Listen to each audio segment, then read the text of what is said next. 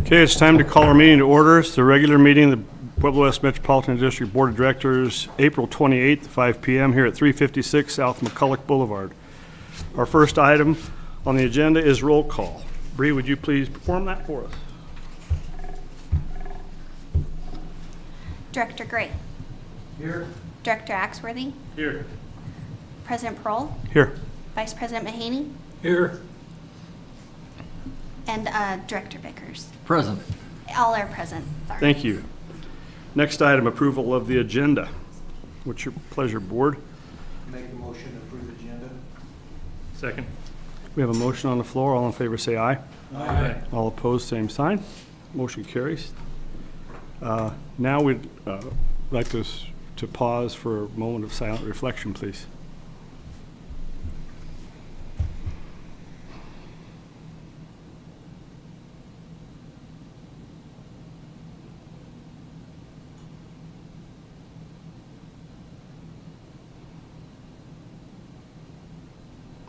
Thank you so much.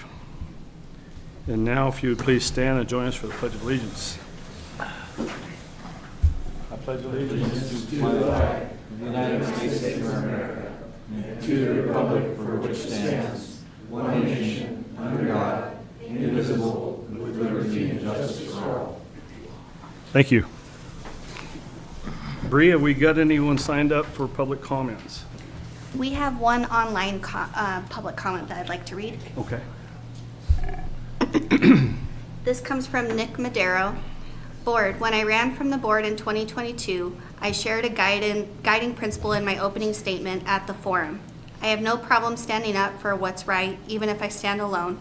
This commitment shaped my time in public service and continues to guide me today. I believe it is important to speak up when something is not right, even if doing so is unpopular and even if people turn a blind eye to it. I recently emailed the Pueblo West Metro District Board of Directors regarding the concern I had. The concern that I brought before them was, why are we allowing candidates from the Pueblo West Metro District Board of Directors to place signs on right-of-ways and on district-owned property? One sign is a safety concern as it blocks the visibility of a fire hydrant.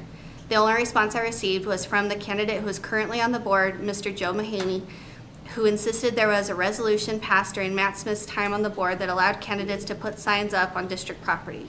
I spent this past weekend asking questions, researching, and trying to gain more information as to its truthfulness.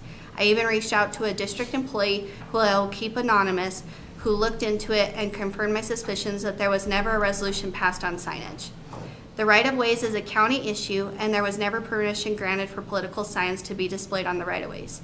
This all came about on March 7th meeting at minute 18 by Bill Vickers. Again on March 10th meeting at our 1 hour, 8 minutes marked, and again on the infamous April 14th meeting at the 2 hour and 4 minute mark. At that meeting, Director Axworthy made a comment on this that I 100% agree on it. It's a rarity, LOL. We have a couple years to work on that because at this point it's too late. There was never a vote or agreement by the board as a whole, yet Mr. Mahaney, the new emperor, took it upon himself to place his signs all over district property and right-of-ways. This is an abuse of power by Emperor Mahaney, who calls himself overeducated, yet seems to ignore the rules as he doesn't believe they apply to him. If the board feels it's okay for candidates to place signage on district property, would they be okay with me placing signs as well?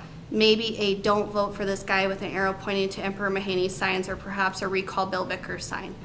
Just because people aren't following rules and placing signs on right-of-ways advertising their businesses and are getting away with it doesn't make it right for Emperor Mahaney to justify his actions. You should be setting the example. You should be held to a higher standard, as Bill said on April 14th meeting at the 2 hour, 34 minute mark. In closing, I believe former County Commissioner Epi Grego said it best. Joe Mahaney constantly talks out of both sides of his mouth.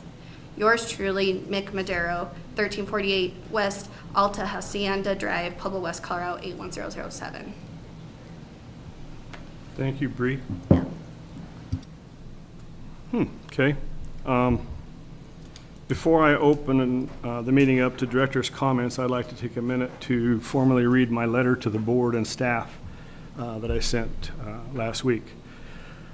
I would like to formally apologize for what occurred last Monday night's board meeting. I recognize that I allowed my emotions around the situation to push me to make an impulsive decision. After reflecting on this last week, I do not want to let the community down that elected me, nor our wonderful staff that I've enjoyed working with through the years. My commitment to both has always been foremost in my position as board president. After careful consideration, I do not intend to resign. It is my intent to use the remaining time on the board to finish my service to the community that elected me and put their trust in me. I appreciate each and every one who has supported or challenged me to do better. Thank you for your understanding and grace in allowing me to share this with you. Sincerely, Doug Prohl. So thank you for hearing that. With that said, I would like to open director's comments to Director Gray.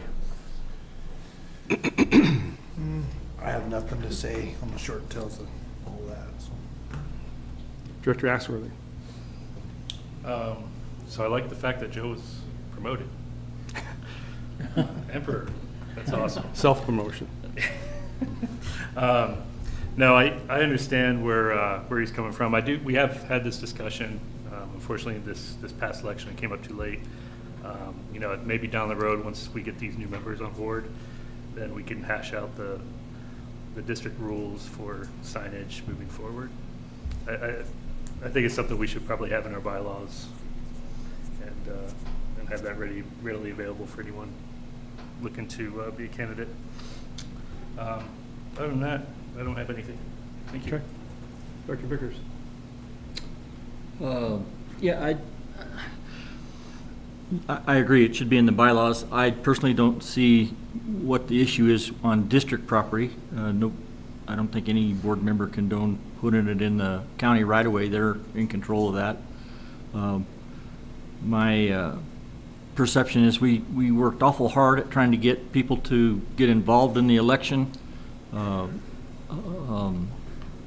lot of information was put out, forums were held, but yet we tell people that you can't put a sign in district property during an election cycle. Just it doesn't make sense to me. I don't know that that's a recallable offense, but that's my opinion. Director Mahaney. We've had a long-standing precedent of having board members under re-election, namely Matt Smith, put signs on district property. And I put some right next to his 3 years ago. I stated in the board meeting that I thought it was a good idea to have campaign signs, and I would advocate that all candidates put signs on the district property, if for no other reason that they would know where the district property is. I would imagine we've got some people running for the board that have no idea how much property the district owns and where it is. As to the right-of-way business, prior to the nomination, anytime in the last year, you can go around and see hundreds of signs advocating for people to mow your lawn, mow the weeds in your yard, eat at a certain restaurant, all kinds of things. That has been standard practice, and the vast majority of them are probably in the right-of-way. It's difficult to understand exactly where the right-of-way ends and private property starts. But when they're right up next to the curb on industrial, they're probably in the district or in the right-of-way for industrial. So sometimes you have to point something out and decide, is that an abuse? Should we make it for some but not for all? Or should we have the county eliminate all of it? So, but at any rate, I want to personally thank Nick for pointing this out, and maybe we can get some more people involved, and maybe some people will even vote that might not otherwise have voted just on either one of these issues. So let's let the voters decide. So, since this has come up again, Carl, would you please read that? Was it a statute? Was it a regulation, a county regulation, what was it that said you cannot post political signs on public property or public right-of-ways? You read that to us a month ago. I do not recall. It's been a little while since I looked at it. I can try and find it while we're Okay, in the because meeting. what I would like to know, I mean, we can read these rules and regulations all day long, but we've never heard if there's a punishment for violating something like that. That's what I'd like to know. I mean, we can talk about, can we post signs in public right-of-ways, or can we not post signs in public right-of-ways, or public property, which is district-owned property. But if you violate that and don't get permission from the Board of County Commissioners, what's the consequence? So if you wouldn't mind, I'd like to hear that. I guess we should hear the other side of it, if there is a consequence actual.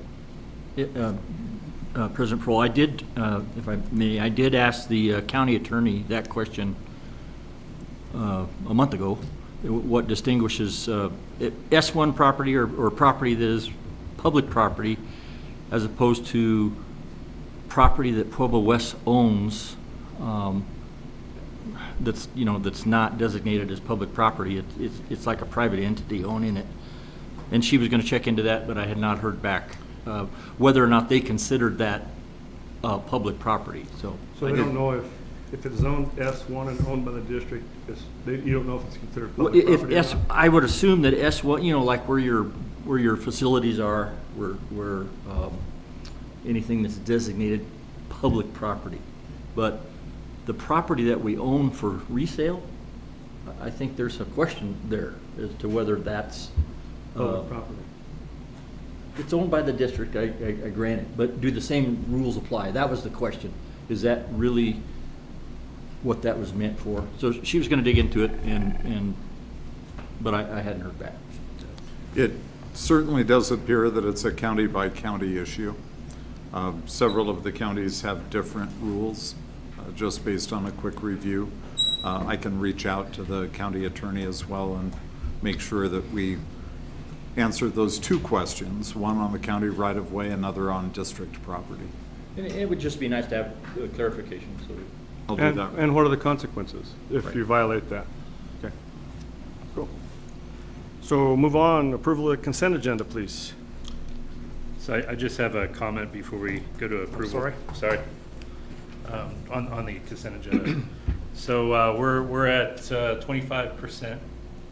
You know, we ended, all the financial reports ended March 31st. So just kind of scan through, see where we're at from an expense perspective, percentage of expenditures for the year. Realizing that some expenditures like insurance, you're going to pay up front, so that's a little skewed. And I know that we worked this year and adjusted our process to a zero-based budget, but I want to make sure that we, in doing so, we don't go over budget and have to dip into our fund balance. So there's quite a few items that are already over budget for the year, quite a few that are exceeding the percentages. Besides those that I mentioned, like insurance we may have already paid the annual premiums, so to speak, for the year. So I'm wondering if we're working towards a revised budget to present in June. So I can, quick answer, absolutely right. Christian J. Hine, District Manager. Quick answer is that yes, we're keeping a pretty close eye on it, especially going into this year having done zero-based budgeting. I think there are quite a few that are probably at that 32% mark. A lot of those have one of two reasons: either the upfront cost for things like insurance occurred, or there's a specific example in administration where some of those costs, such as procuring the administration building, should be recategorized as the capital costs, and so they're populating there. But we are keeping a pretty close eye. I do envision we are going to have to do a revised budget for other reasons, though. The capital projects, the reserve we'll be talking about tonight, but we're keeping a close eye, and we'll keep updated if it looks like those are running larger than we thought for operational costs. But we are keeping close. Okay, appreciate it. With that said, the Chair will entertain a motion for approval of the consent agenda, which includes those financial statements you were just talking about. Correct. I'll make a motion to approve the consent agenda. I'll second it. We have a motion on the floor. All in favor, say aye. Aye. Aye. All opposed, same sign. Motion carries. Special presentation proposed water conservation and contingency plan, Jeffrey D. Herrera. Now, you control your own destiny if you want to go watch that Avalanche game tonight. You can keep this short and sweet. So thank you, President Prohl, members of Okay. the board. I spoke about this 2 weeks ago. Any questions? If that's the case. No questions? Okay, then moving on. But I'll give you a short recap. The water restriction and drought contingency rates have been a part of the rules and regulations since 2012. They never actually had a regular formal public hearing. That's what we did 2 weeks ago, last meeting, and this time too as part of our adopting the rules and regulations. We've also never enacted them for what it's worth. We've all never been on stage one. Once again, the water, oh my gosh. The water stages when, the water restriction stages, that's the word I was thinking, or trying to think of. The water restrictions are enacted when we hit 90% of storage, 90% of a 2-year storage supply. And right now, our water rights, as Director Mahaney pointed out, are all, we do have some direct flow from Hill Ranch that can be used that way, but we don't have full utility of that. So right now it's based on water in storage because that's our water portfolio basically. Once water hits that storage level, 90%, that's when we enact stage 1. Stage 2 is enacted once we hit 80%, and stage 3 is 70%, and stage 4 and 5, so on. Stages 2 and 3 are the ones that have drought contingency rates. And do we have the next page on that? I believe would be the page that has the rates. Or no, after that, right there. That would be scenarios for a customer using 30,000 gallons of water in 1 month should those rates be enacted. At the top, once again, these are only water consumption. This doesn't include sewer or readiness to serve, anything like that. Water consumption right now, if you use 30,000 gallons, is $155.25. If stage 2 were enacted, that makes a 4th tier above 20,000 gallons, which would make a total bill go up by $31.35 to $186.60. If stage 3 water restrictions were enacted, it's everything above 10,000 gallons consumption. So that bill would go up by $125.40 to $280.65. That's Questions? now questions. And those, For real. No and questions? those Okay. stages are outlined in page 51 through 55 in the rules and regulations. Article 11 of that, Yep. yes. I just want to put it out there. If Yes. somebody's looking it up online, they can kind of zoom to those and see what they have. Mhm.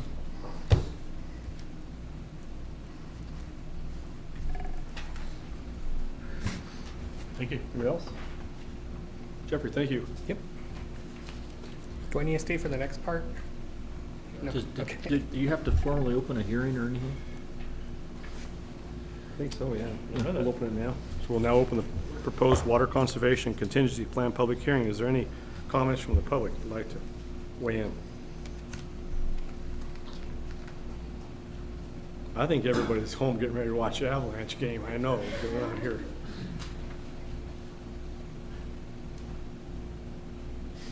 Okay, hearing none, the chair would entertain a motion to close the public hearing. So moved. Second. We've been moved and seconded. All in favor, say aye. Aye. All opposed, same sign. Motion carries. Our public hearing is now closed. Action items, a resolution approving revised rules and regulations. Katrina. Good evening, Board. Katrina Peter, Chief Administrative Officer. As you are very much aware, we have been working on the updated rules and regulations since January of 2024, so it's been a year and almost a half that staff and Director Vickers was part of the original committee that worked on revising all of those rules and regulations. Through the process of that, we split up the bylaws, so that was a separate document that was approved at the beginning of the year.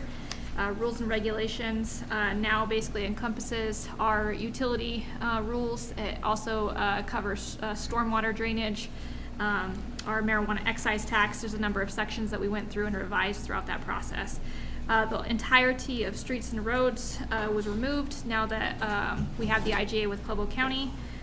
There was updates to the stormwater provisions to reflect current stormwater best management practices. And then, as Jeffrey noted, there was a major overhaul of the water and wastewater rules and regulations. So before you In each of your packets is the draft rules and regulations document that outlines all the significant changes that staff have made over the past year and a half. And we are just looking to get it formalized and approved and implemented. Does the board have any questions? I think staff did an incredible job, color coding everything, I mean, showing anything, highlighting anything that was changed from what was the existing to the new.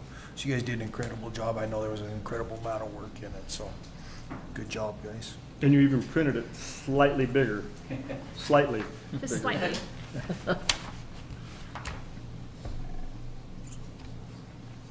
Any more questions, board? Jeffrey? Yes. Please state your name and address. Jeffrey D. Herrera, 1276 North Challenger Drive. Thank you. But that's not the point. Robert pointed out there is an attached resolution with the drought contingency rates. I think it was meant to go with, as a secondary to Katrina's resolution. So there is one in the board packet attached to the presentation I just made, which is that. Yes, and I think that needs to get moved to the rules and regs portion. So there's actually two resolutions, and I wanted to get clarity from our general counsel on this. So there's a resolution for the drought restriction rates, and then there's also a resolution that's specific to the entire rules and regulations document, to adopt that entire document. Just to be on the safe side, we did prepare those two resolutions, and I think they satisfy the purpose of what we're trying to intend if we formally approve both of them. Because the rates require a different set of public notices than the rules and regulations, there should be two resolutions and they should be voted on separately. Okay. And they were both included in the board packet? Yes. Okay. I'll make a motion to approve the resolution approving the drought restrictions and the rates during a drought period.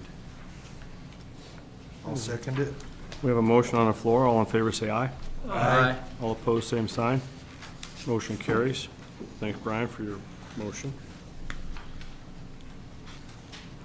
So we need a motion to approve the rules and regulations. I think that'd be secondary, yeah. We need a motion for that. I'll make that motion to approve the rules and regulations. I'll second that. We have another motion on the floor. All in favor, say aye. Aye. All opposed, same sign. Motion carries as well. Thank you, Katrina. Thank you, Jeffrey. Thank you.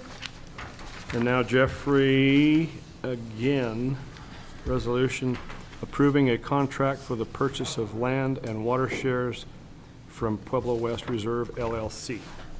Yep. Thank you once again. So the owners of the reserve approached the district a couple of months ago, wishing to sell the property and the water rights that go with it. It's approximately 504 acres of land, which they valued at $20,000, and 52 paired shares, Colorado Canal Lake Meredith, valued at, and the purchase $340,000. So total, it's $360,000. Ultimately, for the utilities department, speaking solely for the utilities department, the goal is not to have 100 new homes there on 5-acre developments that we'd have to serve water with those water shares. That's the goal for utilities, to get that basically off the books. And that agreement dates to 1999 or approximately thereof. Those water shares are not part of an augmentation plan. They are free and open to use as, you know, as the yield allows. The purchase price of the water shares is approximately just a little bit over $6,500, and included in the board packet is a resolution and the contract for purchase for the real estate and the water shares. Okay, discussion, board? We discussed this, I think, last meeting. Joe? Phase one of the reserve, there are some homes out there. We've had some people come in and show concern. And there, as I understand it, there are some lots in that phase one that have been accepted by the district for service for water. That's correct. So just somehow can we make that clear that this purchase doesn't include those vacant lots or anything that was done in that first phase? Yeah, and that's in the contract agreement. It is parcel, it's one contiguous parcel of approximately 504 acres. And I thought I had the parcel number in here, but it does not include any of those other lots that were part of phase one. It's just one complete parcel. So it won't affect those people anyway? Not those privately owned ones that are zoned. I think they're probably zoned A3 at the moment. or small agricultural, if that's what the county changed it to, I can't remember. But no, it does not affect those. And I want to say, Robert, do you remember how many? Was there 4? I think there's 2 or 3 outstanding. Yeah, there's not very many of those, but it doesn't affect those. Thank you. Yes. Further questions, board? Hearing none, chair would entertain a motion. I'll make a motion to approve the contract for the purchase of land and water shares from Pueblo West Reserve LLC. I'll second it. We have a motion on the floor. All in favor, say aye. Aye. All opposed, same sign. Motion carries. Thank you. Next, for the ATV park. Discussion items. First item on the agenda, restoration of yield, Roy Authority Establishment Agreement, Jeffrey D. Herrera. I don't know why you sit down, Jeff. Robert's going to join me, whether he likes it or not. Or whether he knows it or not. Okay, thank you once again. So restoration of yield. So we had Elissa, our new water resources manager, put together a brief timeline just so the board is aware of what's happened with the Roy. So the Roy Restoration of Yield group has been around since 2004, and at that point, it was an IGA between Pueblo, the City of Pueblo, Pueblo Board of Waterworks, and I believe Colorado Springs Utilities as part of the flow management program. They later added Aurora and Southeastern Water Conservancy District later in 2004, over 20 years ago.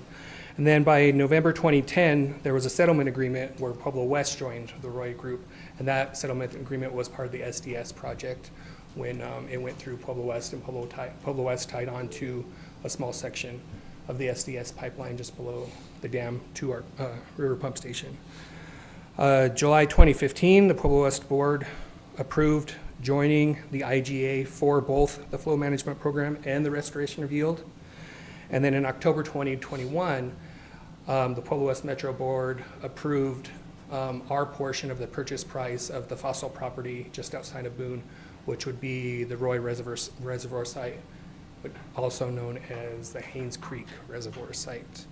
Our portion at that time was approximately $140,000. There was some irrigation material, I think, included in the purchase, not just the land.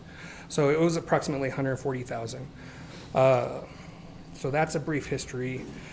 Going to the actual site, and this is going to be just a little bit off topic because this is for the Roy Authority Agreement.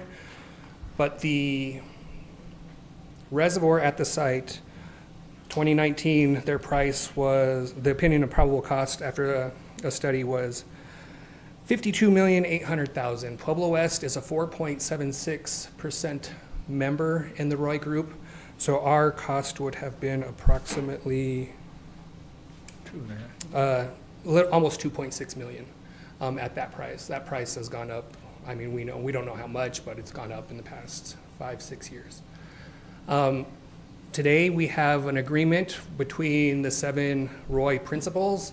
It's Pueblo Board of Waterworks, Southeastern Water Conservancy District, Colorado Springs Utilities, Aurora Utilities, Pueblo West, Fountain, and I know I'm forgetting one.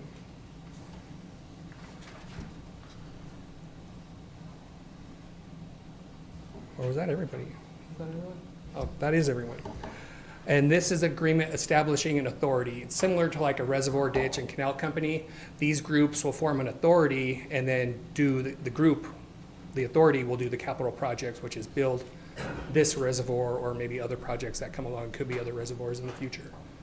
So we have a draft agreement that all parties' attorneys have reviewed, and that's what we're here to discuss tonight. I know that's a lot, and it can get confusing, but this is the agreement to form the authority to do those other projects. And Pueblo West is a 4.76% member in that authority. Okay, board comments? I think it's important to have a seat at the table, to have a, more of a voice of, we're not on an island out by ourselves. I think it's very important, kind of goes along with our water portfolio and trying to help us gain more water and for more growth. And that's just part of what we need to do, so.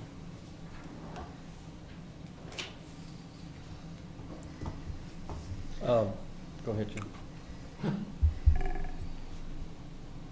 Thinking back when the district chose not to join the Southeastern Colorado Conservancy District and all the things that it cost us later on, I think Brian's comment sounds like a lot of money, but it's going to have a strong influence on our water rights, so we better join up and participate. So, Agreed. just clarification, the 4.6% is for project costs? Not in this Roy establishment agreement. It's only to be part of the group, should the group incur costs more for administration. There is verbiage in the agreement saying the authority can hire an employee or more, or contract out day-to-day operations should they ever get to that point. My feeling, and I probably speak for Robert, that's probably at least a half a decade out, if not more. But the authority established agreement, no, is not the capital cost to build, it's administrative costs to run the group. So if they are going to build, what does it, do we have, you had intimated that we Yeah.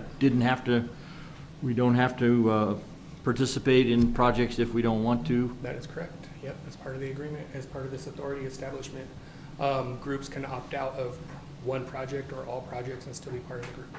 Yes. And you don't have any idea of what the administrative fees are gonna be? No, at this point, no. I'm sure there will be water storage fees once the reservoir gets built, and that's even longer off. But the administration, like I said, it's probably at least half a decade off. Before that, there might be engineering costs before, well, there will be engineering costs before the reservoir gets built. But 2019 numbers, our capital costs is almost 2.6 million. And we have spent, like I said, 140 grand just purchasing the property. Our share was that much. Have we planned for that 2.6 million? Yes, it's in our capital improvement plan, yep. Would you say this is more cost feasible to join some of these projects in the future, more so than purchasing more water rights at Twin Lakes, sorry?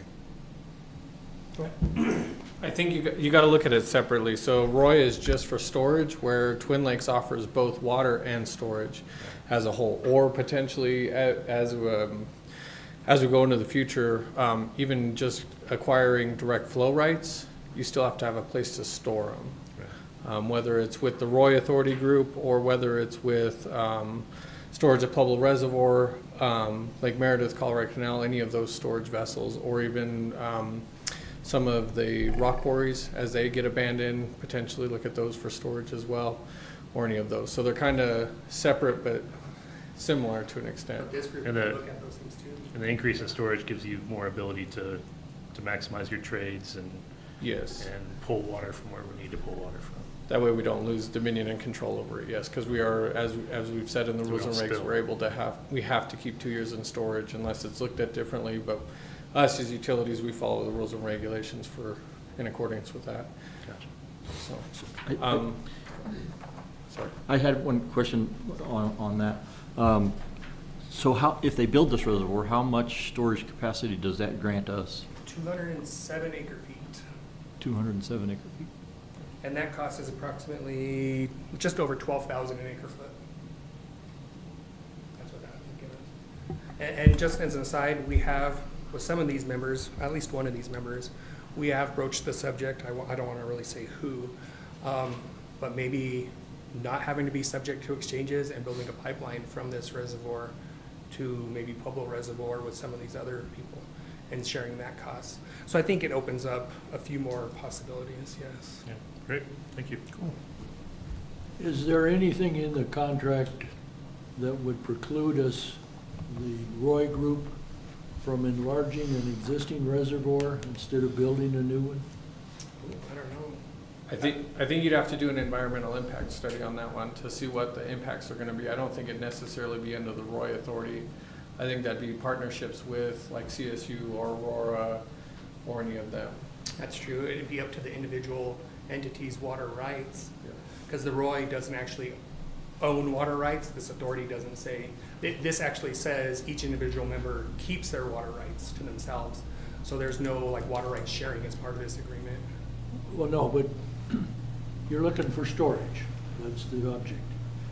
If Roy made an agreement with a reservoir that already exists to enlarge it, and Roy's ownership would be the enlargement, is there anything that says Roy can't do that? 'Cause There's already technically an agreement with, I believe it's Holbrook, don't hold me to that, but there is with the Roy Authority, with CSU and Aurora, under the Roy stuff, they do have an agreement with, like I said, I believe it's Holbrook, to actually be able to store in one of their reservoir sites that they have. I don't know if necessarily enlargement has been part of it, but that's where we'd have to probably see what it goes down towards in the end. And then, I don't know if I introduced myself. I'm Robert Banham. I'm the Deputy Director of Operations. Sorry. Start all that over now. I think the point is, we own a place at the table when we purchased our portion in 2021. That's correct, yeah. No. It's not like we conceived of this idea, we were invited to participate, so we graciously accepted. And Director Mahaney, this establishes, being 6 members, I think I said 7, that's why I miscounted. Each member, the voting rights are the same. So we would appoint one person to the board of the Roy Authority, and it's a 4 out of 6 majority. So 2 of the biggest members could get outvoted by 4 of the smaller members, honestly. So I guess the only thing I would add, just from a cost perspective, right, for future projects, if we're going to utilize the Roy to increase our water portfolio by not having to spill or by able to trade that water as we need to, those expenses need to be factored in and allocated somehow on the budget line. Water resource fees in the future can go towards this expense, however you guys want to take a look at it, but we should probably figure that out so we don't just increase rates to pay for I think it would project. be tied into your existing rate structure. This is for supporting your existing customers, not necessarily for growth, because it doesn't increase your water portfolio. It increases the storage for those the water rights that we have. And as we have in the strategic plan, item 1 is the water storage, and then item 6 is the storage. So it is on the strategic plan as well as a separate line item. So realizing that we're water anemic and storage as well. That's where I think that would actually be more on the existing than for future right now. What that allows us to do is keep our reserves higher in the for drought years when we don't get as much yield. So you're gonna have to plan a way to sell that idea. Because if we're not regularly entering into a drought and paying higher rate fees for a drought, then what's gonna pay for the Roy projects? I think it'd be minimal cost at that. It'd just be like our Twin Lakes assessment. We pay like $30 a share on the assessments. In the Assessment I'm worried about. It's I'm not worried minimal. about It's not much at all. building So a on reservoir or, The capital. yeah, the capital stuff. Oh, the capital, yeah. Expending it over the terms. Yeah, just think about it. That's it? Bobby, Jeffrey, thank you. Yeah, thank you.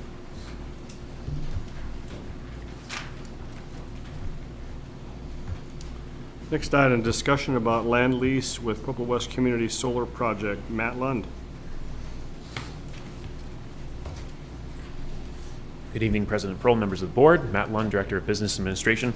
Coming before you with a guest presenter as well. Joel is here with us on the OWL, so we're going to work our IT magic and get him all displayed for you. And while he's coming online, I'm going to represent this project to you all. We do have this in the agenda as a discussion item, but we are prepared with a lease and a resolution if you should choose to move it to action today. If not, we'll be back next week. So this project is through, let me pull up my notes here. This project with Joel has been supported by the district going back as far as 2019 when we had an official letter of support. And then over the years, we've additionally come back to the board as a district to get a lease option approved And so what we're talking about today is a formal lease agreement, executing on that lease option. So this has been supported by past boards over the years. And ultimately, Joel is going to correct anything I say incorrectly here, but what this project is a community solar farm, and there's a membership component that would be offered to the community. They can then purchase into the solar program, and that gets transferred into the solar grid, and they, as a result, end up paying less for their energy. So this is a project for low-income households and families to get less expensive energy, and Grid Alternatives is looking for permission to build out their project with a lease on district land. And it looks like we've got Joel here. We'll make sure we can hear you. Joel, can you hear us all right? I can. Can you hear me okay? Yes.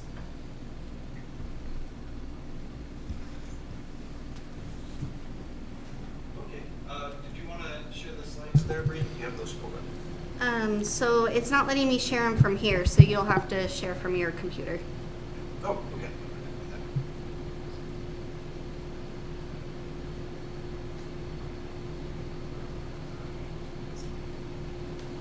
We've done this before, but we're using some new technology, so bear with us.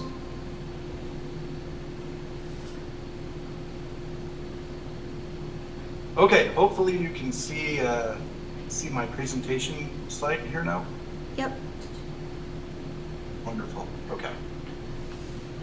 So once again, I'm Joel Danforth with Grid Alternatives. Thank you for having me this evening. I am calling in from Fort Collins, so my apologies for not being there in person. But wanted to talk to you about the land.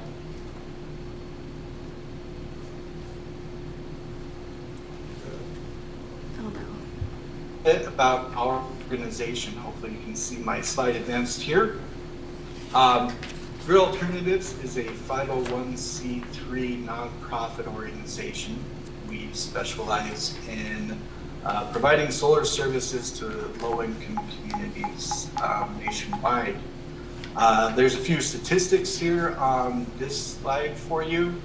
At this point, we are at about 22,000 total systems installed, and we're bumping right up against 100 megawatts, which if you're a large for-profit developer, that's not much. They do that in a single project, but for a small nonprofit like us, it's a huge milestone.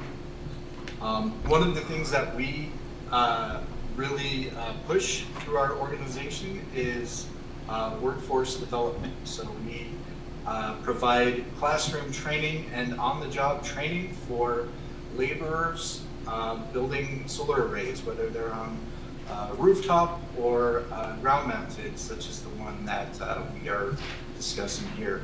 And to date, we have trained over 49,000 individuals in installing solar, and we're looking forward to doing more of that in Pueblo.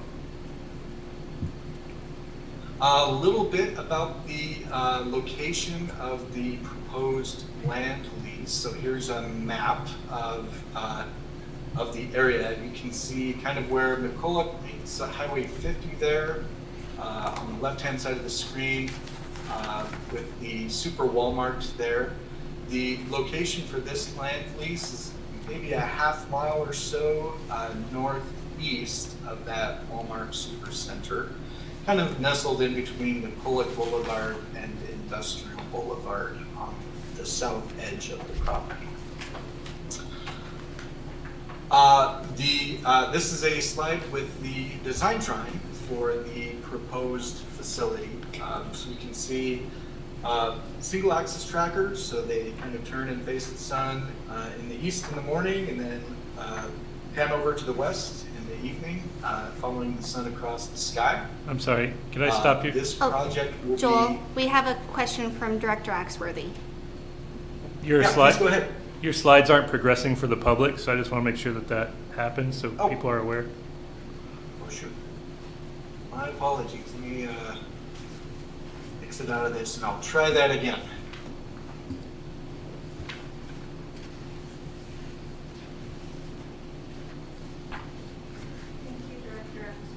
You're welcome.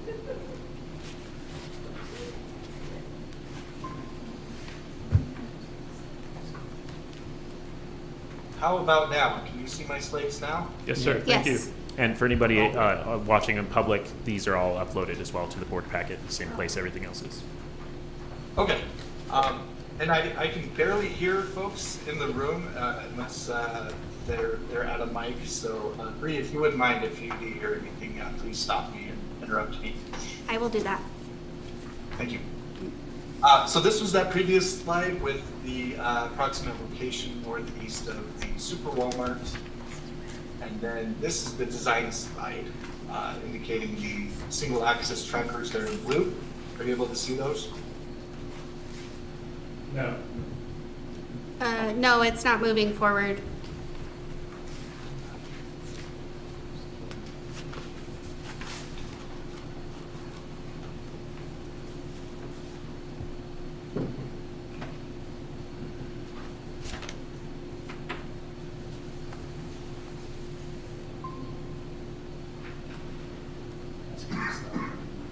All right, one more time, this time entire screen. Can you see the slide with design drawing? Yes. Okay. So once again, the blue lines here in the drawing indicate the solar arrays oriented north-south so that they face the sun in the east and the west throughout the day. This portion of the proposed land lease is 7.5 acres. If I go back to the previous slide, it is the southeasternmost quarter of the total proposed area contemplated for lease. So this would essentially be phase one of a larger project to be defined at some point in the future. So for today's lease discussion, we're talking about that 7.5 acre quarter section of the 25 acre area.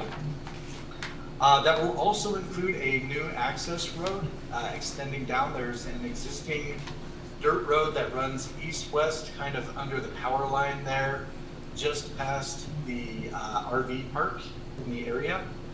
And we will extend a road south from that existing dirt road down to the solar array itself.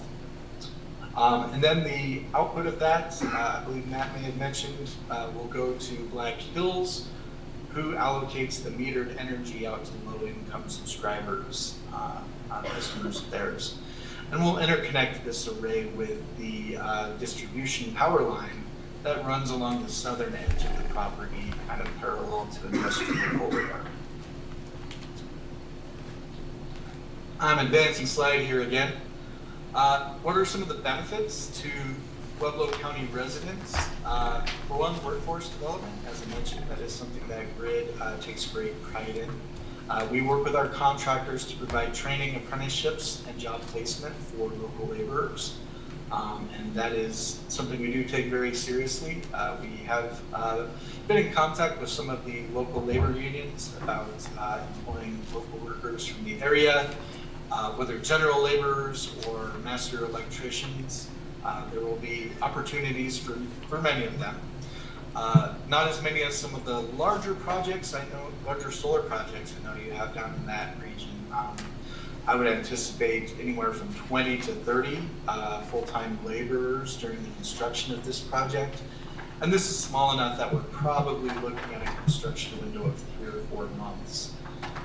So not a long-term permanent job, but for those working in the solar industry or looking to work in the solar industry, it's a wonderful opportunity.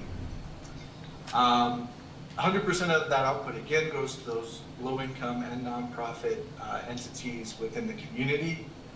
We're estimating nearly 3 gigawatt hours of annual solar generation. And when Black Hills receives that metered energy, we expect that will translate into at least a 20% savings on those subscribers' bills. Probably closer to 30% bill savings is what we've modeled recently in our financial models. And that translates into about 1,300 tons of CO2 emissions avoided each and every year for those low-income subscribers.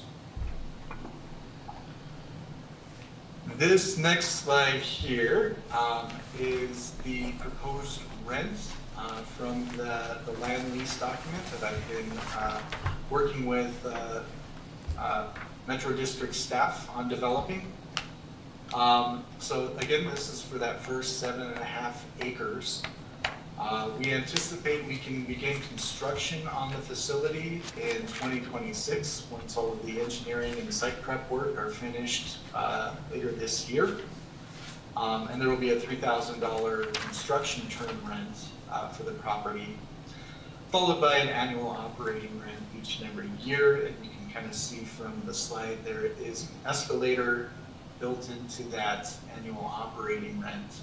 So starting with $52.50 in 2027 and escalating to $69.66 in 2046. So a 20-year lease term. Construction traffic. So this is something that we still need to finalize and further negotiate with the county. But early indications are that they would like construction traffic to exit I-25 near the Love's truck stop and take Dillon Drive down to Boyer Avenue and then access the site from the east. So certainly not final at this point, but depending on where the Metro District and the county land in terms of access points, we do anticipating accessing the site itself from the west end, whether from the north on McCulloch Boulevard or the south off of Industrial Boulevard. The anticipated traffic for hauling the solar equipment to the site, we expect about 30 flatbed trucks, approximately 20,000 pounds or less each, and about 5 gravel dump trucks for the civil work at the site and construction of that access road extending down to the solar location. The next phase is kind of indicated on this slide. So you can see in the dark blue, that is the current 1.5 megawatts, 7.5 acres. Only 6.5 would actually be covered by actual solar panels.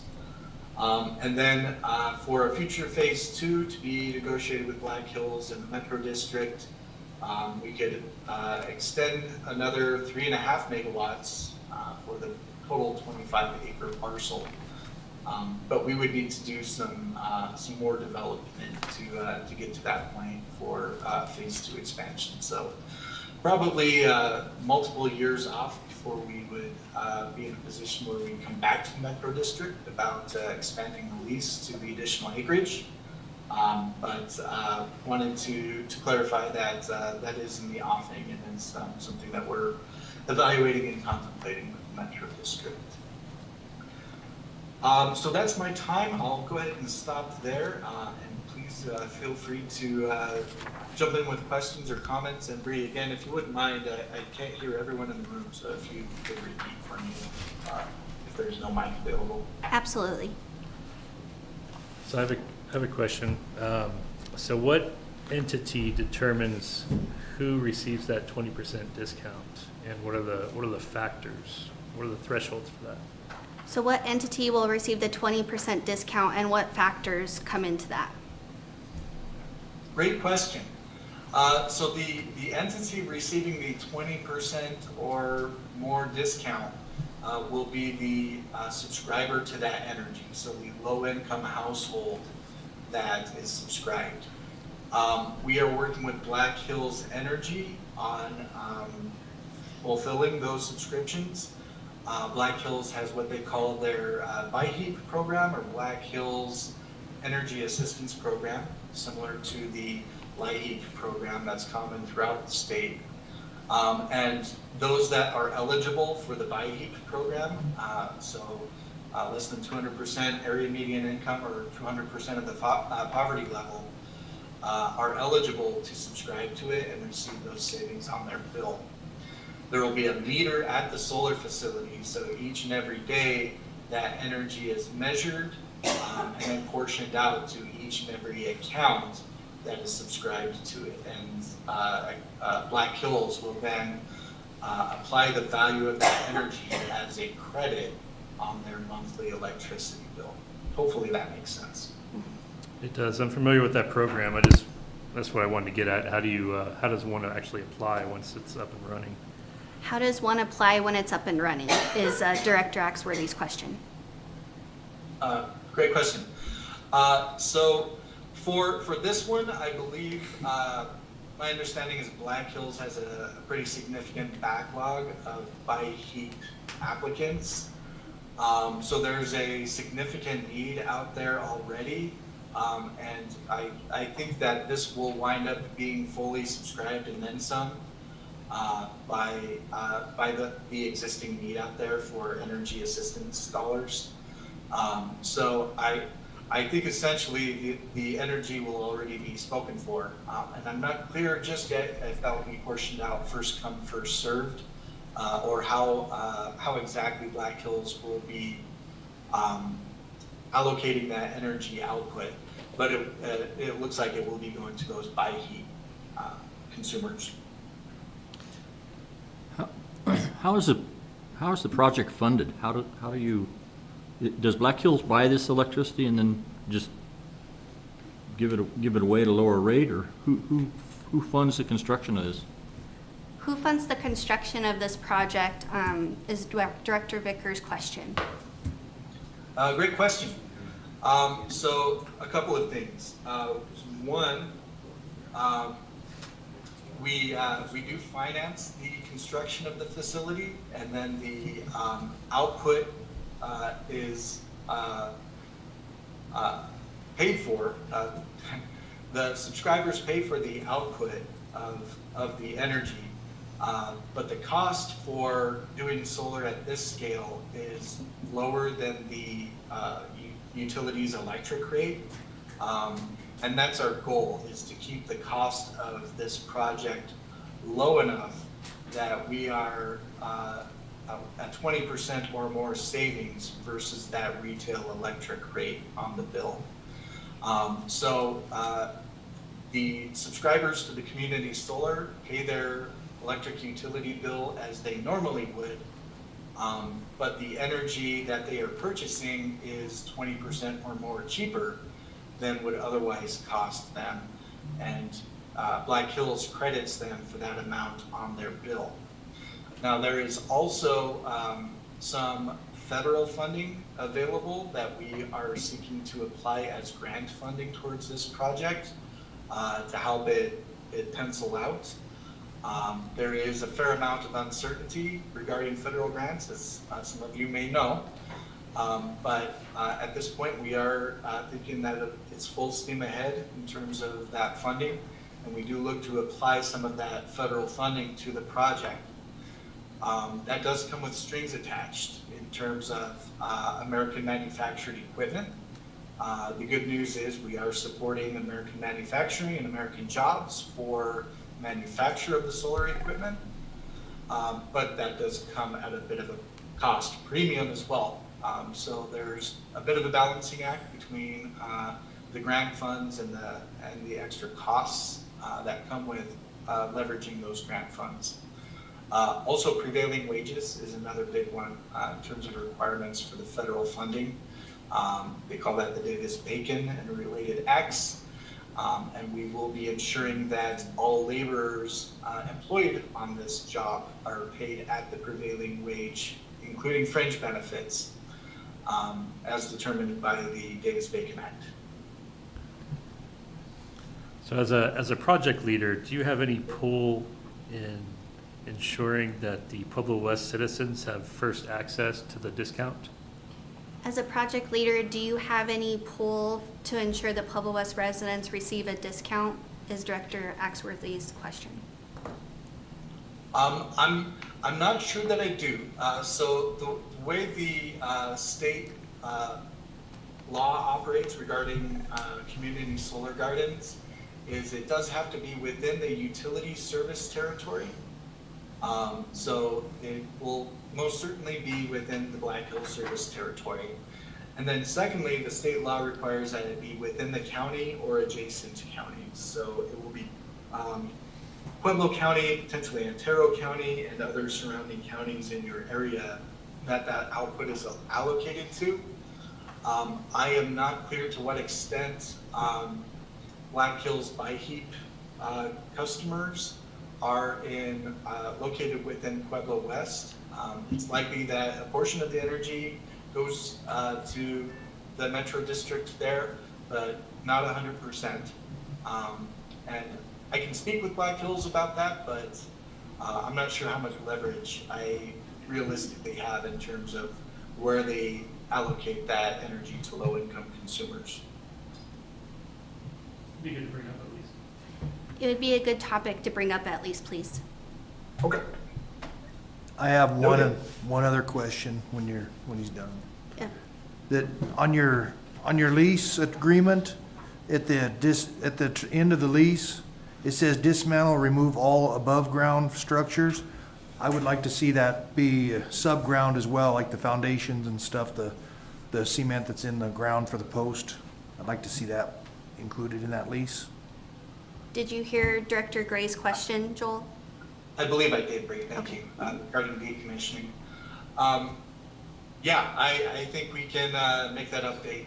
To clarify, there will not be any cement below ground. What we do for projects of this size is we use pile drivers and drive a I-beam or a C-beam directly down into the soil, and then we mount our racking on top of that. And our conduits are generally run underground. Not an uncommon request that all of that be removed, including below ground. I'm not sure how we'll go about doing that, but we can agree to updating the lease accordingly for you as well. Regarding cement, there will be a cement pad where the transformers will be placed. I believe that'll be approximately 20 feet by 10 feet in area, and we can commit to having that removed. You bet. Yeah, I just hate for if somebody down the road go to dig a hole or something in there and hit all those I-beams, they'd definitely not be happy. Sorry, Bree, I did not hear the follow-up there. He said he appreciates, he just wanted to ensure that that occurs, as we don't want anybody to hit anything if they go digging down there later. Yeah. Got it, thank you. More questions, board? I got one. Some of us are under San Isabel Electric. This is strictly Black Hills. So Joel, this is gonna be strictly Black Hills, correct? Because we do have residents that are San Isabel Electric, is what Director Mahaney is asking. That is correct. This is exclusively Black Hills Electric. Thank you. Matt, thank you. That's you. it, Joel, thank you. Thanks, Joel. Great. Thank you all for your time. Thank you. Next item, Christian J. Hine, final update on administration building progress, 63 and 79. Good evening, Board of Directors. Christian J. Hine, District Manager. So coming today to talk about a final update for the administration building acquisition. This includes both 63 and 79 Spalding. We have conducted our due diligence process for both to capture what has occurred and kind of where we're at the final hour is that 63's due diligence, our initial negotiated price was $950,000. We have since, based on inspections, based on appraisals, based on all those elements to it, come down to an initial price, or sorry, a final price of $710,000, which even if it includes repairs, major repairs to a roof or any large construction towards it, would still bring us under that $950,000 total for that project alone. One thing to point out is that we did get a report back about ADA life and safety requirements, so we do acknowledge and recognize if there is a requirement or for whatever reason there was a choice to remodel in the future, those come with additional costs of about $200,000 plus to be able to bring that fully compliant into today's building code, but that is not required for taking ownership of that building.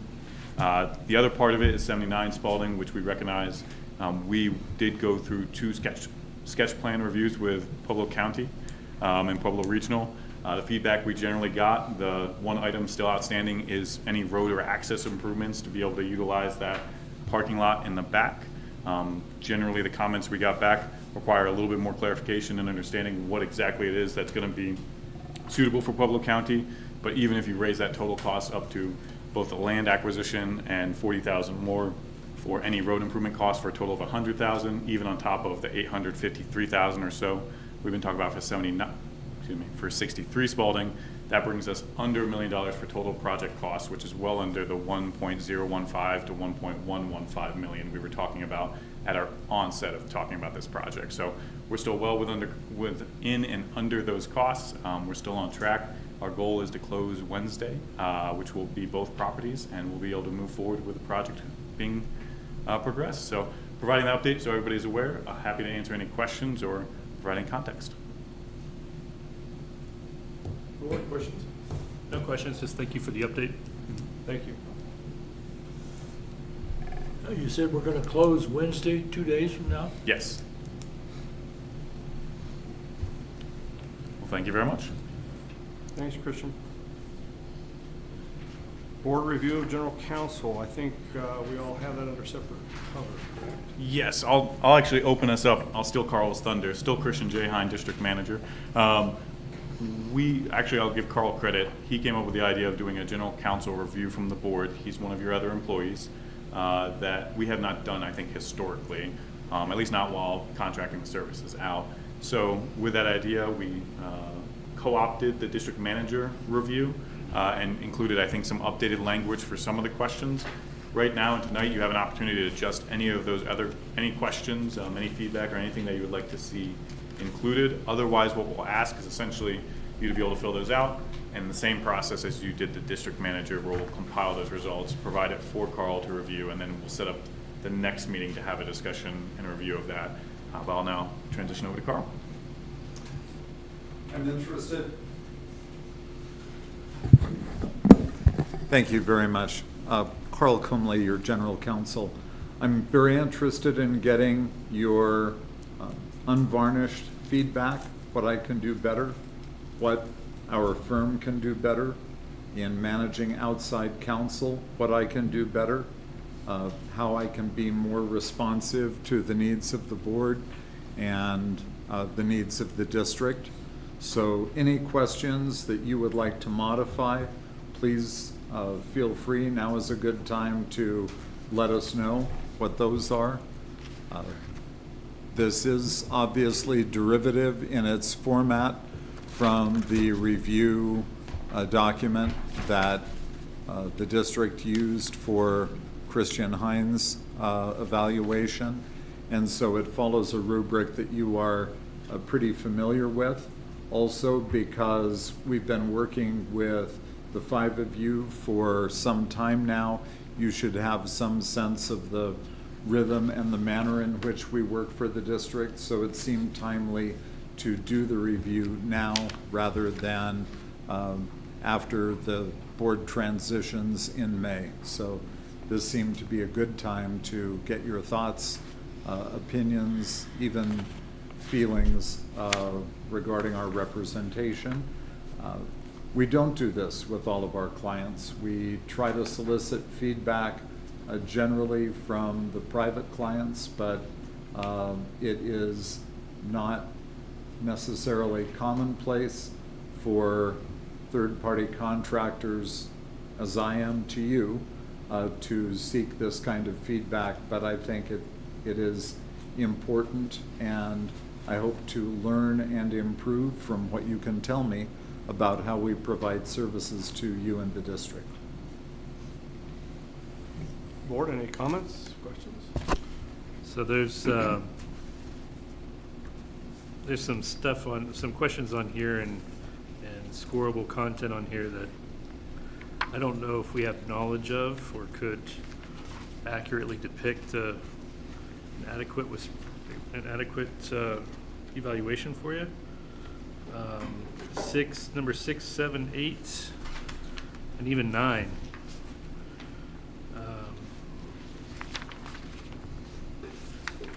I think would be difficult for us to or unless we're provided more information.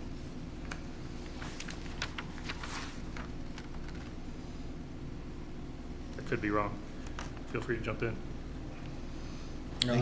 It would be hard for me to answer some of those accurately. Director Axworthy, do you mind? It was 6, 7, 8, and 9? Yes, sir. Okay. Yep. So, as you discuss these, I'd probably make the recommendation of either, because I think we ran a little bit into this with the district manager review as well. Right. I think it will probably be a little bit more obvious with general counsel for some of those. With that, either some options consider removing the question entirely if it's something that seems like you cannot answer to that, as long as the board were to agree. Adjusting language or topic if it's something suitable where it needs a minor thing that could change. Or supposing a separate question entirely. I'll go ahead and answer a couple of those if I may. With regard to citizen relations, the one touch point that we have with the citizens generally is with regard to core requests, but we also regularly field calls from folks who call us up after learning that we're general counsel and they may want opinions, which of course we cannot give, or legal advice, which we also cannot give. But we do interface from time to time with the news media with regard to questions that they ask of us. We don't generally meet with the citizenry, but we are very conscious of the fact that they are hopefully the ultimate beneficiaries of our service. So if you've heard from your constituents, pro or con, about us, we're interested in that. So that would be my response to number 6. With regard to number 7, over the last 6 months in particular, I have reached out to other attorneys in our firm to help me with projects that may be within my ability, but where I may not have had time to turn things around promptly. And so I have brought in an associate, Daniel Rubin in particular, who's worked a lot with Sean Winters, and then on the acquisition of 63 and 79, my partner Robin Cuby, who's also helped with that work. Those are, and you will see in some of the emails that you are copied on, their names regarding our staffing. And regarding supervision, that is probably directed to senior leadership with whom I do interface on a pretty regular basis. Bi-weekly calls with Ms. Pankey, regular calls with Mr. Hine, and I would say there are probably 20 folks within the leadership and administration of the district with whom I touch base on a somewhat regular basis. So obviously the major thrust of that is working with Mr. Hine, and that is something that he may be able to inform you about his interactions with us and how we're doing from his perspective as well. And we would welcome that feedback through you from him. What I would say, actually, this overlaps, like you said, with some of the district managers' evaluation.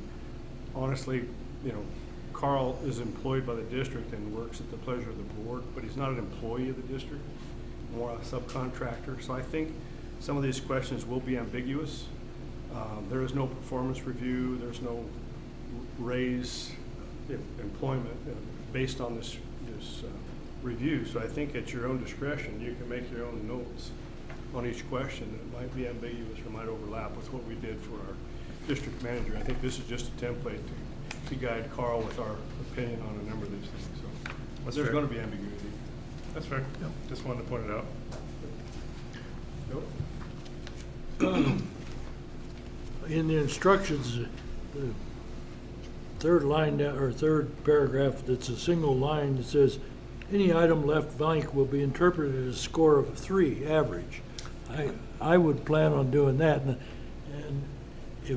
if you look at mine, and there are some of them left blank, or I may even remember to put NA on there, don't take average as an offense.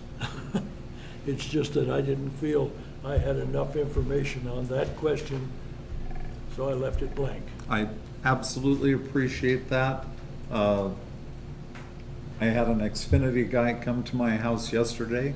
He told me if I didn't give him 9s or 10s, it would be considered a failing grade. I am really most interested in this survey to get honest feedback. Any narrative that you want to give me is what's going to be most helpful. And also my interest in getting together with you individually just to learn your thoughts about your attitude toward the board and working with general counsel. That's an open invitation all the time. So any feedback, and that's really what this is a vehicle for feedback. I'm frankly less interested in the numerical score than your suggestions as to how I can be better. One final thought with the board's permission and Carl's, which is great because I've already done my review. If you would like, I can provide part of my comments that might be able to fill those gaps in, and offer that, Carl, if you would like to do a review of me, I'm happy for it. But with that might be able to, if you run into situations where the board could not otherwise review that, you may have my comments as well. Okay. Thank you. Next item, discussion about the COA finding processes and whether there may be a need for legal counsel during meetings. Director Vickers.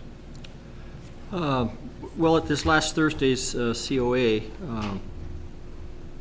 the COA has officially entered the arena of issuing fines for non-compliance or violations of reservations. It was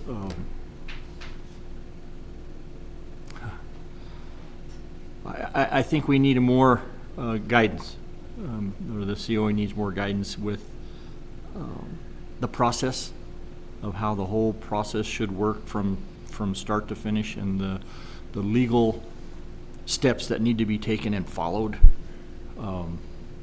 And the question arose, can they have legal counsel? They'd like to have somebody there all the time, but I thought maybe just zooming in on meetings that are of a legal nature more so than just the approval of applications. I have two thoughts on that. One is that yes, it's something that's tailor-made for Zoom. Number two is that with the due process part of fining citizens for non-compliance with the rules and regs, I think it is important to make sure that the COA is following a due process. And I think, at least at the outset, an attorney can be very helpful with that. I also think that it is appropriate for us to give you written guidelines in the form of a memorandum so that the process can be followed. And then when you have questions, either by letting us know before a meeting that you would like someone in attendance, or as happened the other night, feeling free anytime to just give a call and say, we ran into something at the meeting, we'd like to get your thoughts on it. You're always free to do that. So I think first of all, we need to get you a sort of what I would call a due process memo, and then making sure that you've got competent representation. With regard to the competent part, I've been around a long time, given the fact that I don't have much hair and what I have is white, but we do have a younger attorney in our firm who has done a bunch of work on the COA. issues. I mentioned him before, Daniel Rubin, and it may be appropriate to have Daniel staff, or at least have me staff with him and have us bill you at his rate, not mine. He does come cheaper than I do, so that's another benefit. It also provides a little bit of insulation between legal advice that would be given to the COA and legal advice that would be given to the board, seeing as how they do have slightly different functions. So I want to think about that before I commit to having somebody else do that work.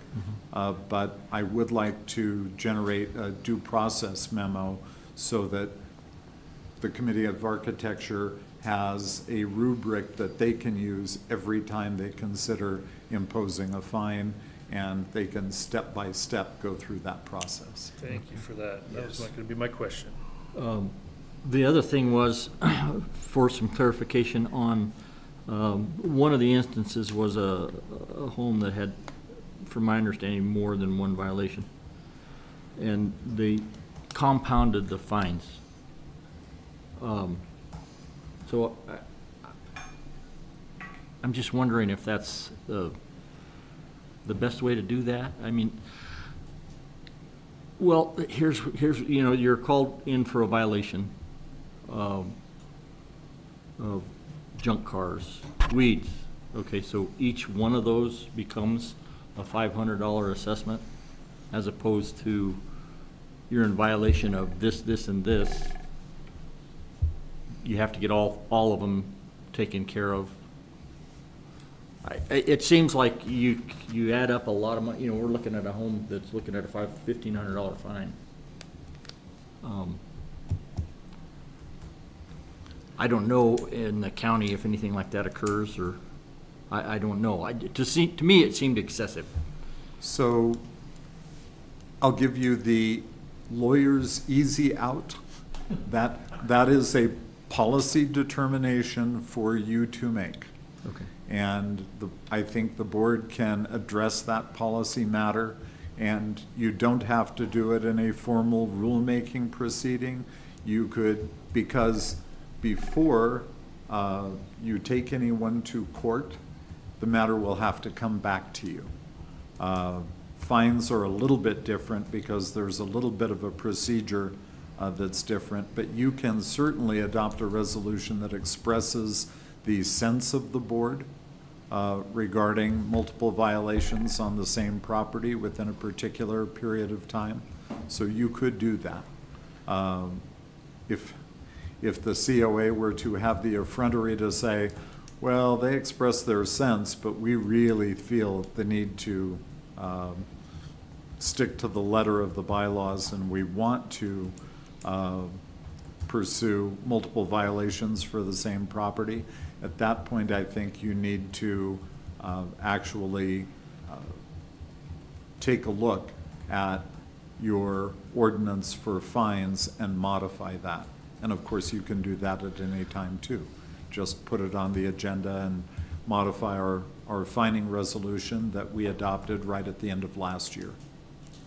And you'll need to know that before you define that rubric or due process checklist of finable offenses. I don't think so, because due Should. process, pardon me? I would think you should. If your due process checklist is gonna identify, okay, now this is a finable offense, and it equates to this, and then you keep on going, this is a finable offense. The due process is a different, it's just making sure that we, as a district or as the COA, follow all the legal steps to ensure that they are afforded every possibility of the legal ramifications. That was going to be the gist of my answer, that there is a difference between assuring the process and whether or not you have, to a certain extent, fines are a little bit like, and this is a really rough approximation, but they are like different claims that you make in a civil complaint. So you may say, we have a claim for trespass, and we have a claim for nuisance, and we have a claim for violation of contract. And each of those is enumerated within the complaint. If you still get the same due process in terms of your right to a hearing, the time to undertake remediative measures, but it should not change, the process should not change whether you have just one violation or several, unless, and this is the one difference, unless the Committee of Architecture or the board believes that it is too burdensome to ask someone to respond to several different violations in the same hearing, or to respond to several different violations within a month or two if they get brought up sequentially. So there is a little bit of fundamental fairness that is associated with that. I'm just, and if I'm wrong, Bill, don't, please correct me. This is just discussion. I think we're looking to have a fair and equitable way to assess these fines that will remain consistent from today on. You know what I mean? So that these group of 5 people on the committee don't change the rules, so to speak, or don't lean this way or that. It's a consistent measure of finable offenses. And I think if we're gonna go down this road, well, which we are going down this road, but as we go down this road, and before we start assessing fines, I think we should have that in place. Wouldn't you agree? And whether that's a checklist, yes and no checklist, or it's a rubric of some sort that's very outlined and identifiable as to what equates a fine and what doesn't, or how much that fine should be, that should all be outlined. And I think that's what they need help with. So I think the suggestion that you made is really valuable, because in this memo, I think we could highlight points where there's an opportunity to exercise discretion, and where the board could comment and say, look, hitting somebody with 7 violations at a single hearing is just inappropriate, and we're not going to do that. I pulled the number obviously out of the air, but I think it is, we can certainly build that into the due process memo and get your feedback on that, and then COA will have that to go by. If for some reason they are assessing fines that you think are really out of bounds, you have the ultimate remedy as to how to change that. Yeah, and I don't think it's wrong to point out the violations. It's the 500 per violation that 7 times. And I realize, you know, if you were to have junk cars and weeds, and you had an encroachment onto somebody else's property, including the district's property, you could easily end up with $2,000 in fines. And for most people, that's, I mean, I know it would be a burden to me. Yeah. I've got to assume it would be a burden. I'd be out there mowing. Yeah. You know, if I was facing $2,000 in fines, I'd be mowing. And that's the whole point behind it. That would be my take on your comment about multiple fines. That would scare somebody into doing it. Potentially. Hopefully. Just to add, We could discuss this Yeah. at the Committee of Architecture. though, True, yeah, and true. Come back to the board with a recommendation. Well, they really wanted the board to discuss it and come up with some guidance for them. And the due process procedures. And So we'll put together the due process memo, and we'll build into that points at which those kind of considerations can be considered. I think that's the first step. Start off with that and then kind of go from there. Kind of And- walking before we crawled. This is a new process. I mean, remember, the statute only went into effect at the end of '24. So we're on the leading edge like everybody else that's doing this. And we may see some literature coming forward in the Colorado legal community that addresses kind of the due process and fundamental fairness of this particular fining paradigm for special districts. So we have a kind of unique situation, it's not unique in the due process arena, but a lot of the homes in violations are rentals. You don't go after the renter. It has to be the landowner. So it's, becomes a pretty extensive process. It does. Normally, obviously, the way those are handled are through the lease between the landlord and the tenant.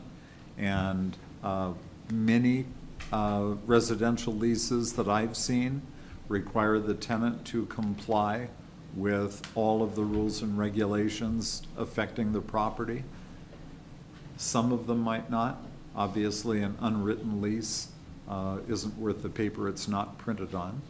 But if you've got that kind of a clause in your lease, then a breach of the covenant in the lease to comply with all of the rules and regulations affecting the property is a breach of the lease, and the landlord could exercise through the judicial process an eviction for failure to comply. So that's where the private property interest in the lease and the public bylaw, rule, and regulation do have an interplay. So is the board okay with him coming up with the procedure? Yeah, I think so. Yeah. I think we should go Okay. beyond that, but that's my Well- take on it. He knows what we're asking. Yeah. Yeah, I've got a good sense of, I think, of where you would like us to give you some thoughts and options. Yeah, And just we'll- like to see it consistent, period. Get a No good question. blueprint. No good old boys, voting for this, and not Yeah. a new group voting Yeah. for this. I think we'd like to see that, that template, before, or, in conjunction with the COA, and we can make our recommendations, and they can make theirs, and see where we're at, and get it, fine tune it, and let's get it taken care of, so. We'll try to turn this around and have it for you at our first May meeting. The only thing that would stand in the way of that is if we're having a hard time finding good lawyers with the bandwidth to get it done in the next 2 weeks, but we should be able to get it done. And like anything else that comes to Pueblo West, I've got the ultimate responsibility to make it right. So if I didn't get it done right, tell me, and we'll go back and make sure it addresses all of your concerns. Thank you. So I think we have a good starting point. Yep. Yeah. Cool. If I can interject here quickly. To interject here quickly, the Pueblo County sign ordinance just says that signs in, on, over, or above the public right-of-way without a revocable permit, therefore, are prohibited. It makes no distinction between political signs and any other signs. The revocable permit is issued by Pueblo County. There could be an issue about the county regulating speech if it were to refuse to issue a permit to some people and not to others. But I did send an email to the county attorney and invited a little bit of dialogue on this issue. Good. So as soon as I hear back, I'll let you know and get some clarity. Thank you. So that doesn't talk about any penalty for violations, it just says I- can't do it without permission. Yeah, it looks as though, and I just read it really quickly, but it looks as though most of the penalty is that the signs in the public right-of-way will be removed if they do not have the permit. Thank you.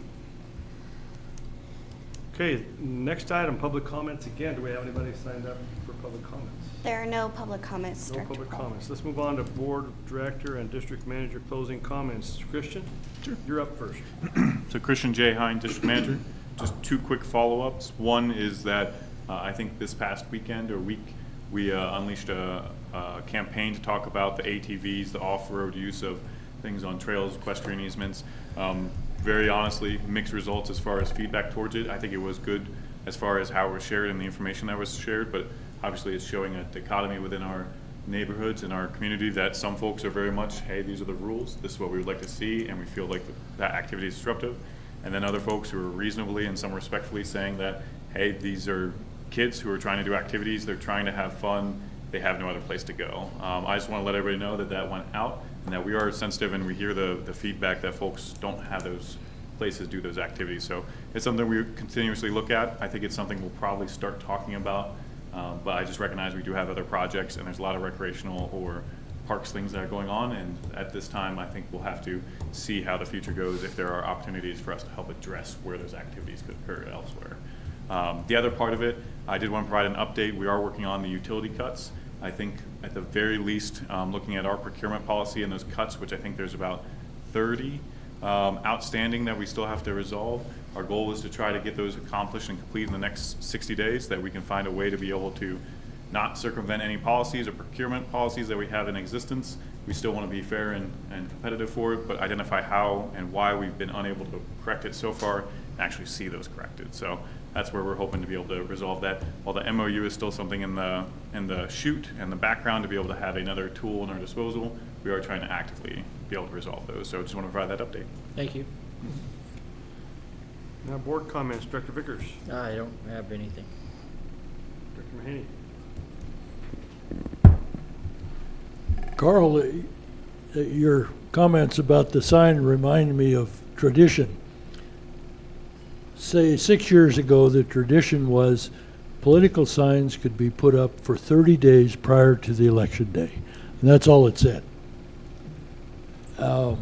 This last cycle, I had a sign put up that I thought was not in the right of way, but somebody else did. I got a call from, I think, the engineering department at the county, and I thought it was kind of funny. He said, we feel, and he had a picture of the sign, and it didn't really declare where the right-of-way ended and the private property ended, but at any rate, he said, you have 40 days to remove the sign. Didn't say anything about a penalty or anything. And I said, well, that's compatible with tradition, so we'll go with that.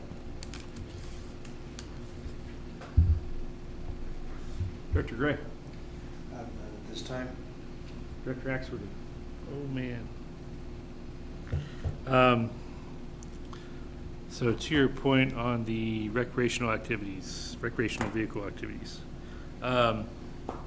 could you put something out there to the effect that if the district were to provide a designated area for lawful recreational motor vehicle activities, would you support the district in maintaining law and order and not using those motor vehicles on the road or in neighborhoods or in areas that aren't designated for those activities? I'm not sure how to word it. I was actually trying to jot down some notes. I apologize. So if the district would provide a park for motor vehicle activities, such as what they're doing out in the open lots and on the roadways where it's dangerous, you know, if we were to provide an area for that, would the community support trying to keep people accountable and not breaking the law in that respect? Just to clarify, is your question asking to see if they will support that, or asking if they're willing to support something to help provide? Well, I think people turn a blind eye and they let their kids drive wherever they want to Gotcha. because they don't have an area to do so. Gotcha. So They'd stop using it as an excuse to allow the behavior. yeah, rather than beat around the bush, I'll just say it. Yeah. No, go ahead. Yeah, so, you know, if we have an area, would they, you know, put the motor vehicles on a trailer, drive their kids over to that area so they can lawfully utilize it? Or would they let their kid drive their ATV down the road to get to this place, continue to break the law and put people in danger? I think we could explore getting the feedback from that. I imagine or envision with our master planning for operational services, one of those elements will be recreational activities. And I know we've had a couple conversations about, hey, what could a large park, not just an open space park, but potentially a place for people to be able to do that exist. And while it may not be obviously next year that occurs, as we try and explore that idea, getting feedback and conducting surveys, or trying to at least stimulate conversation that, hey, here's where we're moving towards, where that activity will be provided. Will you essentially, one, support that activity? Is that something that we see as Pueblo West's future and vision for it? And then two, if that occurs, will that change the narrative for now we will hold folks accountable? It won't be essentially an excuse that they have no other place to go. This is where they should do it, and help us hold everybody accountable. Right, thank you Is that for fair? putting that correctly. They do Wordsmithing. They do have a place to go, don't they? Off of Pueblo Pueblo Boulevard. My understanding, and I'll be honest, I'm still confused about this, is that technically still exists, though there are either citations or requirements that they shouldn't be doing that activity. Was it the PMB? PMI, it's farther south though. Yeah, PMI, thank you. Because that is where it's being affected by the jail being built there, and I understand, and this is hearsay, that some folks have been telling us that they shouldn't be doing that activity there. It's not actually open for that activity any longer, but there are still people who use it for that. Yeah, it was packed yesterday. Yeah, so I can't speak to whether it's still open, still able to be doing that, or if those are indeed encounters of trespassing, but that's what the general conversation that's kind of teased out.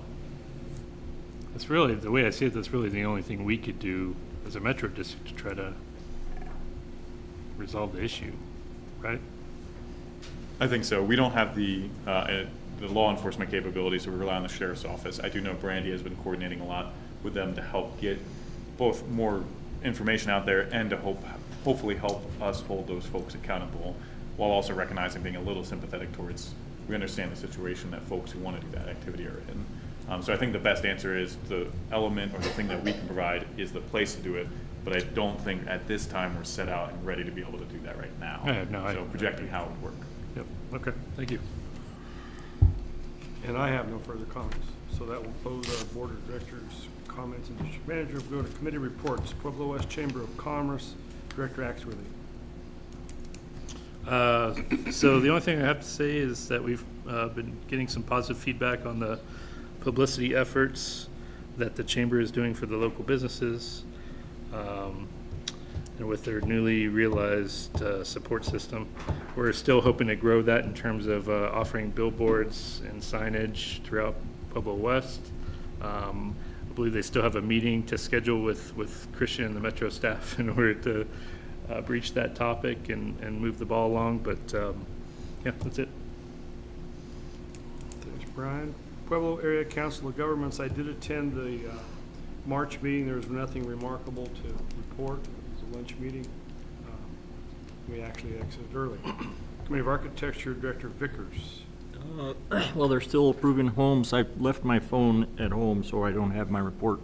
I believe it was around nine new single-family residents. Most of the meeting was spent dialoguing about the fines and them imposing the fines, and that's about it. Oh, I do want to say thank you, Carl. I did reach out to Carl during the meeting, and he was very gracious in responding and providing some very what I thought was crucial input at the time. So thank you so much. Very welcome. Legislative Review Meeting, Director Mahaney. The significant thing for me was the Vegetative Fuels Act, which we're talking about, was approved. The governor signed it. It's law. There was discussion over several bills that apparently had too much confusion and too many amendments and whatnot that they were just kicked down the road till the next session. The one in particular I thought it might affect us had to do with our discharge permits and what regulations, state, federal, which one override and whatnot. There again, it was so confused that the legislature decided not to deal with it. That's the only two that I recall. Christian may have something else. Or Brian, you were in that, on that one. Anything else we had? I believe the permit went through. Yeah, I was gonna say, I think that one had been approved. The one that did get delayed and confounded, for lack of a better term, was a bill regarding dominant eminent domain, and where, and not to get into huge details about it, but eminent domain is something that you typically exercise over private property, dominant and eminent domain often for public properties. So there was a concern about special districts having that power to exercise over a county or municipality, and they wanted to provide clarity that we couldn't do it, but it opened up so many cans of worms that I think it's been delayed at this point, and they're gonna revisit during conversations during the summer, and then may have conversations about a new bill next year. That bill will be back. It grows out of a dispute between a metro district and the Denver Water Board. So when the time comes, we'll have lots of information for you on that. Okay, thank you. Pueblo West Road Sales Tax Advisory Committee quarterly meeting, Brianna. Good evening. The Pueblo West Roadside Sales Tax Advisory Committee met. It was a short meeting as we did not have quorum, so we went ahead and still held the meeting, went over the items that we could attend to or at least discuss. And there's some follow-up items that are being dealt with the county. And then they're going to come back to the next meeting with some follow-up items. But that's all that I have for now. Okay, thank you. Pueblo West Board of Directors election update, Katrina. Good evening, Board. Katrina Peter, Chief Administrative Officer. Just to give a quick update on the election. As you know, it's scheduled for May 6, 2025. So I wanted to utilize this opportunity to give some information on polling locations and the times in which voting will take place. Again, it's scheduled for May 6, 2025. We have 3 seats that we are looking to fill, and we currently have 7 people that are actively running. So that's Christopher Pasternak, Brian Gray, Joe Mahaney, Vincent Hall, Carla Jody Davenport, Greg Evan Roberts, and Rodney Potter. As far as voting locations, we have the one in-person voting location, which is the Pueblo County Election Office, located at 201 West 8th Street, 7th floor in Pueblo. And then we have a number of drop-off ballot locations, but only one here in Pueblo West at the Pueblo County Sheriff's Substation, located at 320 East Joe Martinez Boulevard. All mailed ballots must be received by May 6th, so the election night. A postmark of May 6th is not sufficient, so it's very important that you get your ballots off before that if you are going to be mailing them, just to make sure that they are received in time. We are kind of in cruise control right now as far as the election is concerned. Things are running smoothly. Our next step after that will be actually canvassing the election, and we have that scheduled already with Pueblo County to review those election results once they are complete.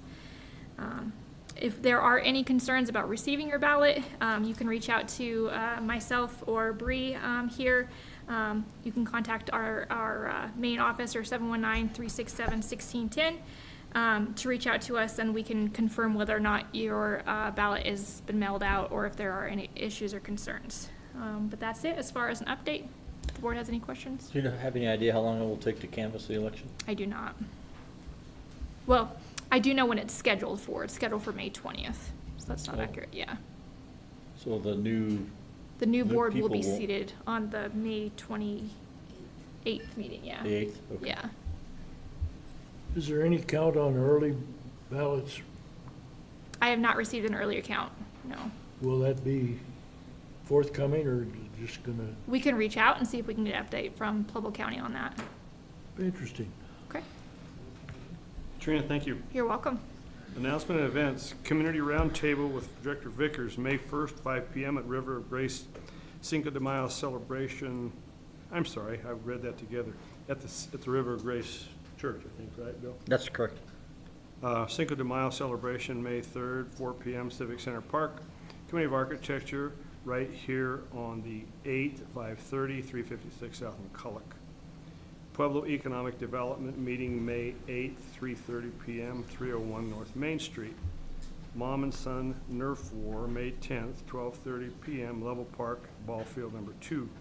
Pueblo West Board of Directors meeting, May 12th, 5 p.m., right here at 356 South McCulloch. Pueblo West Metro District office is closed in observance of Memorial Day.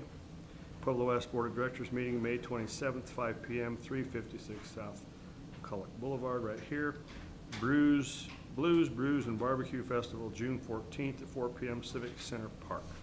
That concludes our regular meeting, so the chair would entertain a motion to recess our regular meeting and move into the advertised executive session.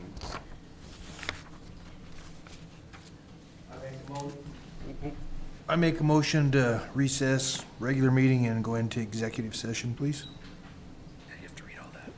You gotta read it. It's fine. I was waiting for a second. Executive session as needed.